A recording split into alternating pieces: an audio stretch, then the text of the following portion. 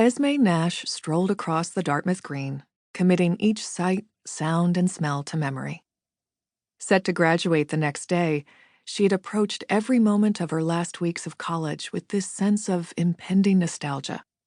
She'd savored her last scoop of Murano gelato on Main Street, her last latte at the library coffee shop, and her final grade, an A+ on her senior thesis in art history titled The 7 Muses of Gustav Klimt. As she breathed in the scent of fresh-cut grass, Esme wondered if she would soon start feeling just as sentimental about the smells of New York City. She was pretty sure that New Hampshire would win the olfactory contest, but thought New York might take the lead with her other senses. Esme reached her destination, the Hinman Mail Center, to pick up the package that her mom had now asked her about at least 6 times. The last package, she noted sentimentally, of her college career. She was also hoping to purchase a poster tube large enough to safely transport the life-size replica of her favorite Klimt painting, The Kiss, which had hung on her walls since first-year student move-in day. The golden masterpiece had followed her throughout her 4 years on campus, and she wasn't about to leave it behind as she started her next big adventure. Though Esme Nash grew up in a small town in upstate New York, she had always yearned to live in a big city, specifically Manhattan. In a few days' time, her dream of doing so would become reality, and she was still pinching herself. She handed the package notification to the mail clerk and pulled out her to-do list while she waited. Esme loved a good to-do list. Or, more specifically, crossing things off one gave her a sense of control, however out of hand things were. The frazzled mail clerk returned carrying a shoebox-sized package wrapped in brown paper with her parents' return address in the corner. Esme immediately shook it, while the overwhelmed clerk searched for the delivery log. "It's shoes!" she exclaimed to no one in particular. "Wait, you have to sign for it," the clerk called out, still searching.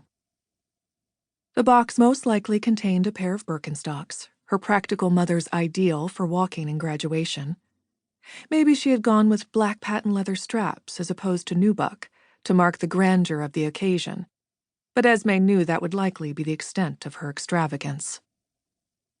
There was a small chance, though, that the box contained a pair of vintage Christian Louboutin pumps, specifically Pigalle, named for the risque district in Paris.